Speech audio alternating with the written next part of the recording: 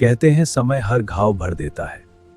युग बीत जाते हैं, साम्राज्य मिट्टी में मिल जाते हैं और बड़े बड़े देव भी अपनी लीला समाप्त कर लौट जाते हैं। परंतु इन हिमालयी कंदराओं और महेंद्रगिरी की चोटियों पर एक रहस्य आज भी जीवित है। एक ऐसा महामानव जिसे स्वयं काल भी छूने से डरता है। जन्म से एक ब्राह्मण है, किंतु जिसके हाथों ने 21 बार इस पूरी पृथ्वी को क्षत्रियों के रक्त से नहला दिया था।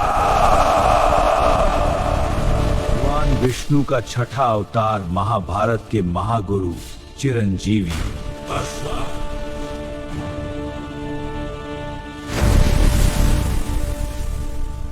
जिनके एक हाथ में वेद है और दूसरे हाथ में विनाशकारी परशु, जो जन्म से ब्राह्मण है किंतु कर्म से एक प्रचंड क्षत्रिय। ये कहानी उस युग की है जब सत्ता के नशे में चूर राजाओं ने धर्म की सारी मर्यादाएं तोड़ दी थी। यह जादुई गाय एक साधारण वनवासी के पास शोभा नहीं देती। यह मेरी संपत्ति है राजन। यह कामधेनु देवराज इंद्र की धरोहर है। इसे बलपूर्वक नहीं छीना जा सकता। सहस्त्रबाहु की इच्छा ही कानन।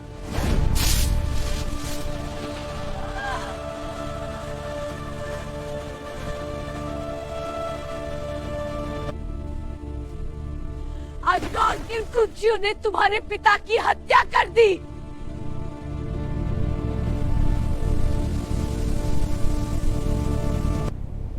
अहंकार की इस आग में अब पूरा क्षत्रिय कुल भस्म होगा।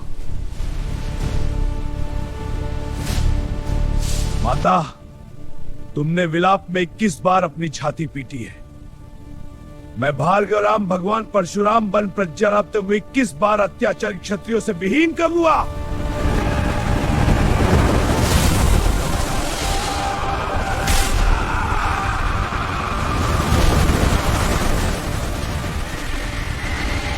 एक ब्राह्मण के क्रोध ने काल का रूप धारण कर लिया था। भगवान विष्णु के छठे अवतार का रणनाद शुरू हो चुका था। मेरी 1000 भुजाओं को तू एक कुल्हाड़ी से कैसे काटेगा तपस्वी। ये भुजाएं नहीं, तेरा अहंकार है और आज ये मिट्टी में मिलेगा।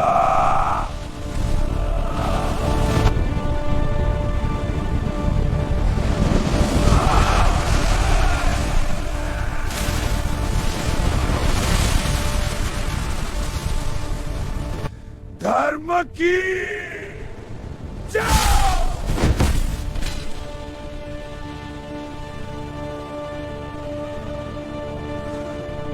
अपनी प्रतिज्ञा पूरी कर 21 बार आतताइयों का वध करने के पश्चात उस प्रचंड अग्नि को अंततः शांति मिली। मेरा कार्य पूर्ण हुआ।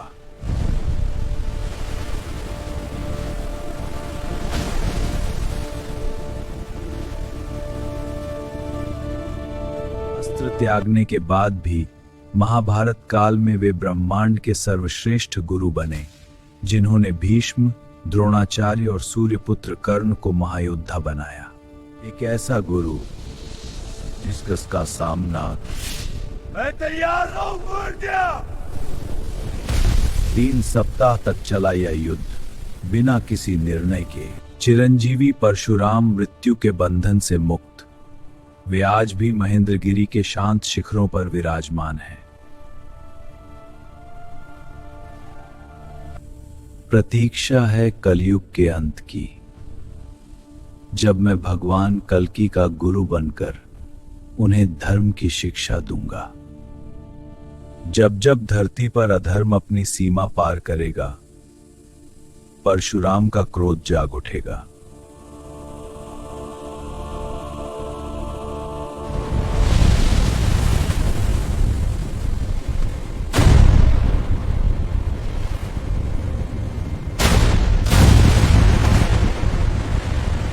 ये महर्षि पिताश्री माता पार्वती के साथ विश्राम कर रहे हैं। भीतर जाना वर्जित। एक बालक मुझे मेरे आराध्य से मिलने से रोकेगा? हाँ महर्षि। यह पिताश्री की आज्ञा है। हट जाओ, नहीं तो परिणाम भुगतना होगा। अहंकार और कर्तव्य के बीच एक भयंकर युद्ध छिड़ गया। हट जाओ मेरे रास्ते से। यहाँ तक और नहीं परशुराम।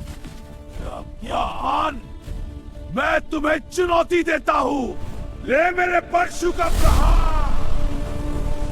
यह पिताश्री का अस्त्र है, मैं इसका अपमान नहीं कर सकता।